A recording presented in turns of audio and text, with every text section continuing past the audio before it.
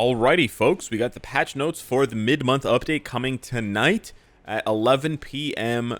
Eastern Time, 8 p.m. Pacific. So this is a mid-month update, which means there's not going to be any maintenance downtime. You're just going to close your game, reopen it, and when you do that around this time, right, and obviously depending on your time zone, it's going to change, you'll get prompted to download a patch. You'll download the patch, and you'll get Human Torch and Thing uniforms, Human Torch Tier 4, and very few other things. Now, this update, like I said, is going to land between 10 and 11 p.m. It says 8 p.m. Pacific, which is exactly 11 p.m. Eastern. But lately, the past maybe like year or 6 months or so, these updates have been early. So that's why I'm saying between 10 and 11. There's like a window, but they're usually anywhere from 15 minutes to 45 minutes early, which is nice. However, I will be several hours early. I will be live on YouTube.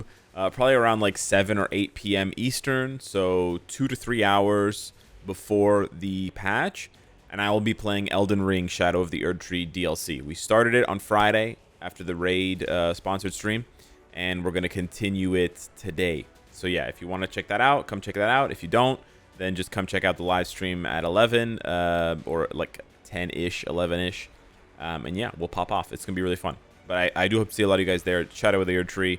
One of the best DLCs of all time, and Elden Ring, honestly, one of the best games of all time. So yeah, 2 new uniforms. Let's check this out here. We got Human Torch. So his uniform effect gives 50% fire damage, which is increased by 5% from his old uniform. His old uniform gives 45%. So this is barely an upgrade here.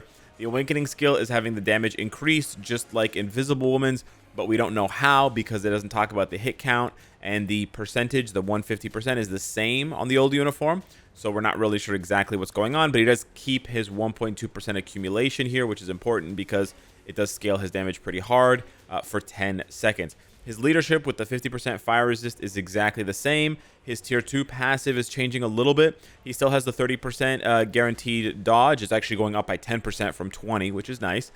He's getting 35% ignore dodge, which is brand new. And then his skill damage, bonus damage is going up by a lot. It's going up from 32.15 to 45.45. So they're tripling the bonus damage and like 50% more on the skill damage. And then the ignore damage is the ignore dodge is brand new.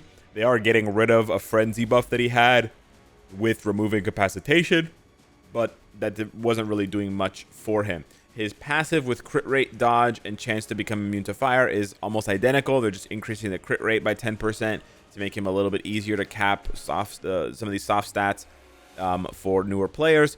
And then the rest of his skills are pretty straightforward. He's got burn damage on all of them because, of course, he deals fire, right? He deals with fire.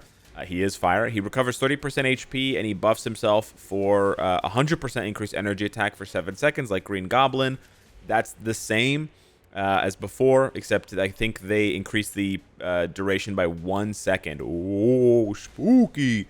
He gets 6 seconds of invincibility on his 4th skill, and then he has that 100% damage proc that you can pass on his 5th skill. So they basically took the 30% heal from his 5th skill, moved it to his 3rd skill.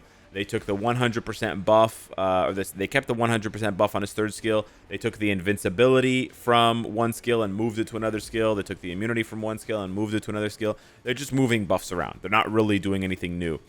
The main thing we'll have to see here with Human Torch, because clearly he has nothing for PvP, so he's not going to be good for PvP at all. The one thing we have to see to make him good or bad, playable or unplayable for PvE, is whether you can pass this damage proc. We're going to have to wait and see how basically things work. Now, his 4th skill, Firestorm, has the exact same name as before, so it may actually be the exact same skill or very similar. We've actually seen the skills when they were leaked, so I can actually check them right now. Anyways, we'll just have to wait and see if his... I'm not going to check it right now. We're going to have to wait and see if his 5th skill, if you can pass that proc easily, or if you want to finish with the 5, if they change his rotation. Because his rotation before was 5, cancel 4. 3, cancel 5, cancel 4.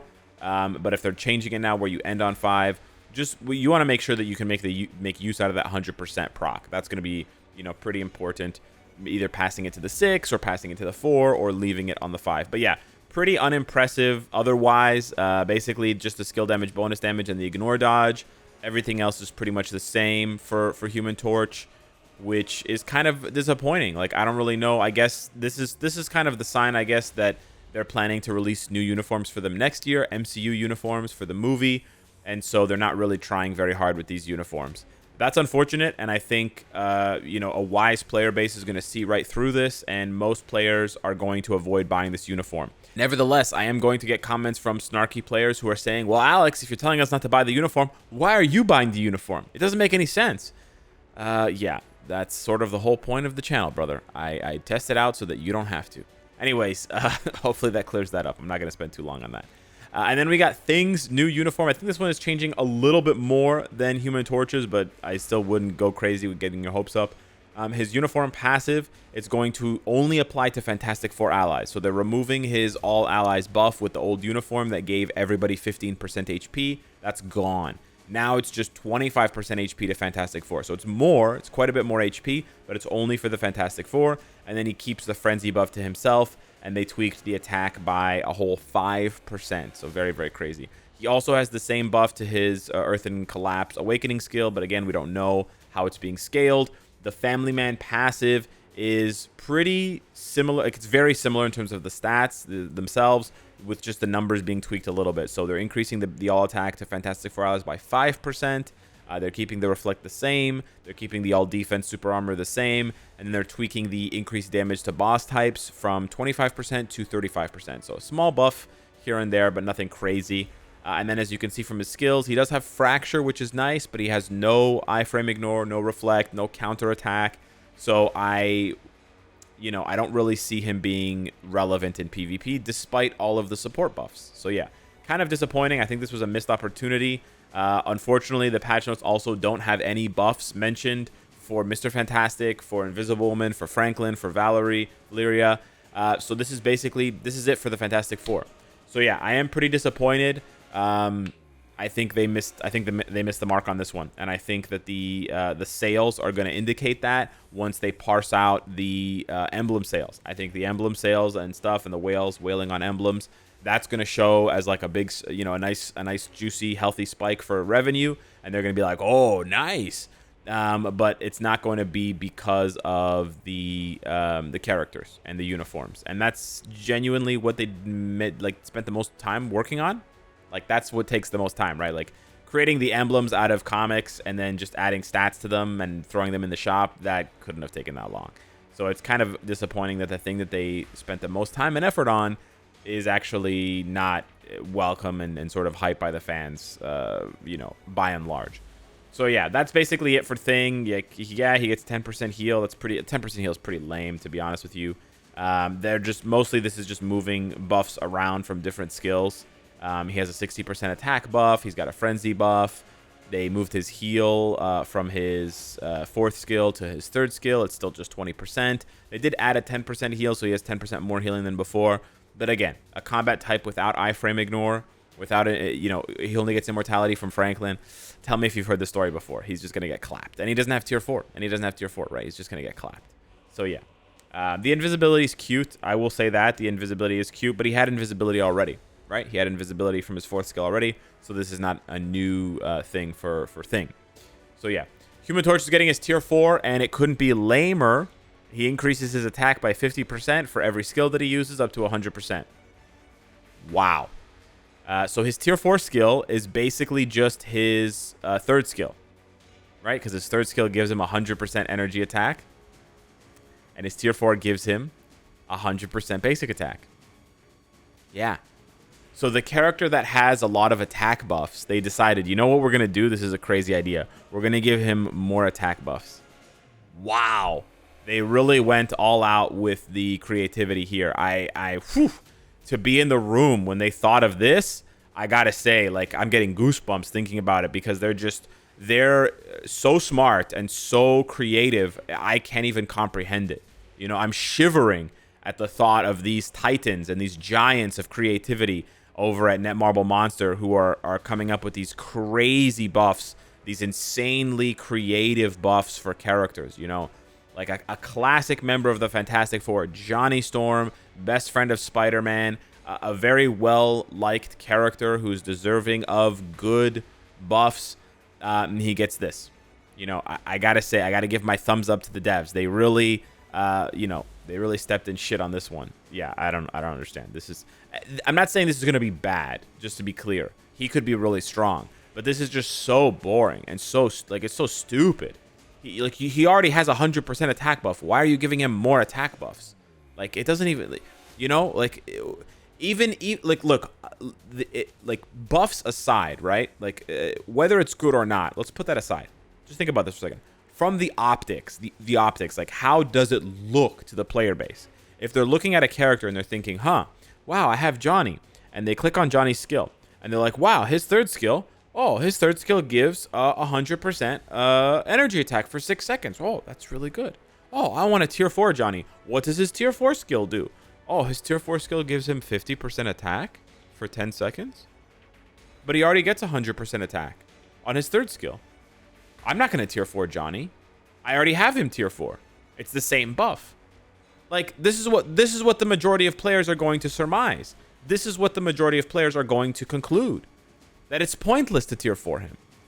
So what the fuck have you guys done? You guys are stupid as hell. Stupid. Pabo, stupid. Like, actually dumb. Like, just take whatever math the intern did to reach this buff and just change it to damage instead of attack, and then just lower it so that it scales the same way, so that the optics look good.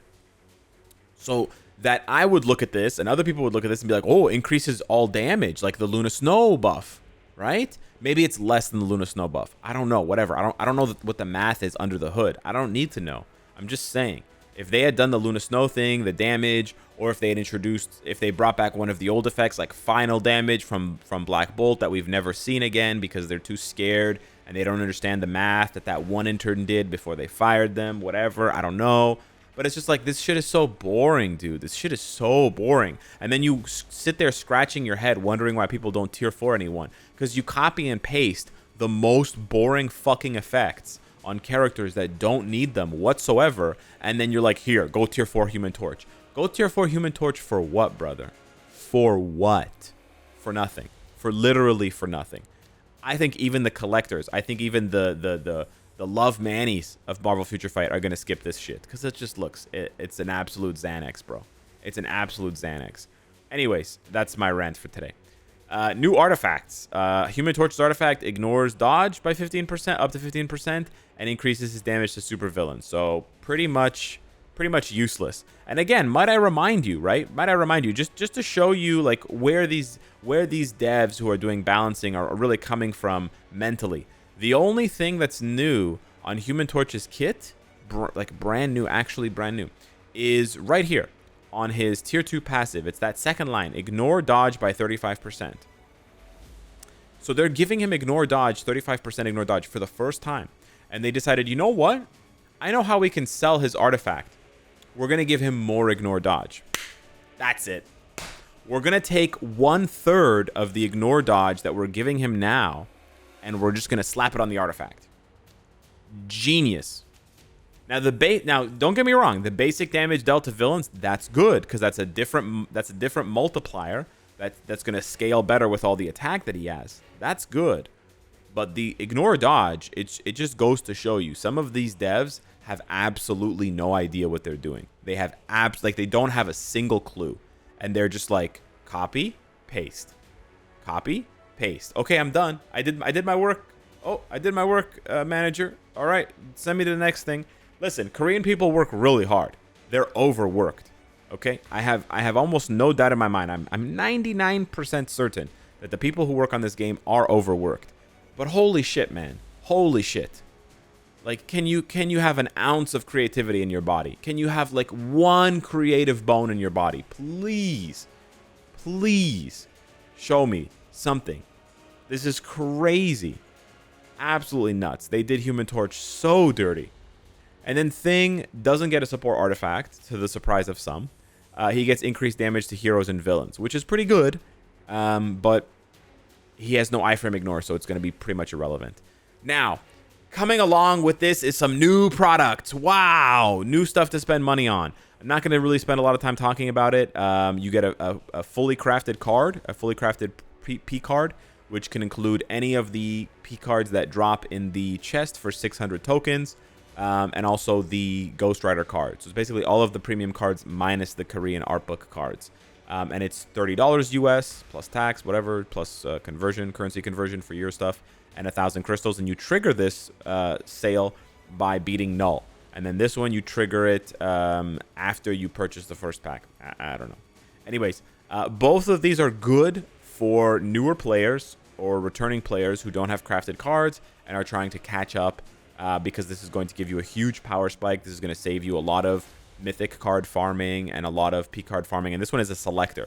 So you could just, boom, choose the exact card you want. I would recommend choosing the Ghost Rider card because it's the rarest one right now. And it's, top 5 for PvE. You can go and watch. I'll leave a link to my video where I ranked all the cards in the game. But yeah, for the majority of players who have been playing, you can grind this out for free. So don't feel FOMO, and 99 bucks is a lot. Yeah. No, it's all right. And then we finally know the changes that are happening to the Multiverse Saga. So this is probably the most interesting part of the patch notes for everybody. They are increasing the number of crystals that were given for free as a reward for people who bought the Franklin pack. Before it was 1,000 crystals when you bought the Franklin pack. Now it's 2,500.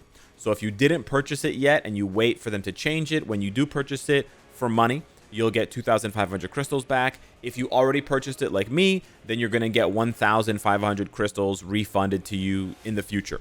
And for everybody else that's wondering how much is this going to cost for crystals, it's going to cost 5,200 crystals, and this is going to launch after the July update. So 5,200 crystals is the cost for the bonus missions, the bonus Doctor Doom fight that you can farm every day until the end of the game, 6-star Franklin, and the chapter wait time. It doesn't include the crystals. But yeah, 5,200 crystals. I think this is a pretty good price. It's maybe just a touch higher than I would have sold it for. I would have sold it for 5,000 or maybe like 4,500. That's not really a big deal. I think this price is fine. Keep in mind there's no refund like there are with the Epic Quest Deluxe packs. But it's still it's basically an Epic Quest Deluxe pack. That's essentially what you're looking at here. And yeah, hopefully the ones that they release in the future will be of a similar price, and we can avoid this whole kerfuffle, drama, in general. And then they're changing the type of bosses in World Boss game modes. So they've decided that, Mephisto is not actually an alien. He's an other. They've decided that Ultron is not a creature. He's an other. And they've decided that Gore is not a creature. He's an alien. And that Quicksilver and Scarlet Witch are not human. They are other. Now, this actually, the changes actually match these characters' typings in the game. Right? If you're actually using Mephisto as a character, he is an other character. He's not an alien. So this is bad, or sort of like, this is a little bit of a tiny bit of a nerf for players who are using like specific characters with specific artifacts. They give them increased damage to creatures, aliens, or for those of you that were playing Scarlet Witch Quicksilver World Boss Ultimate with Magneto, I guess, because Magneto deals more damage to humans. But anyways, in terms of like MCU and in terms of continuity within the game, this is a good change. It's just kind of strange, and it doesn't really affect much. It basically doesn't change the game whatsoever for 99.9% of players. So yeah. Anyways, those are the patch notes. I don't like them. Are you surprised? Anyways, hit me up in the comments down below. Let me know what you think. Hopefully I'll see all you guys on the Elden Ring lead-up stream, so you can actually see what a good game with good DLC looks like. Smash the like button if you enjoyed the content, and I'll see you tonight. Take care.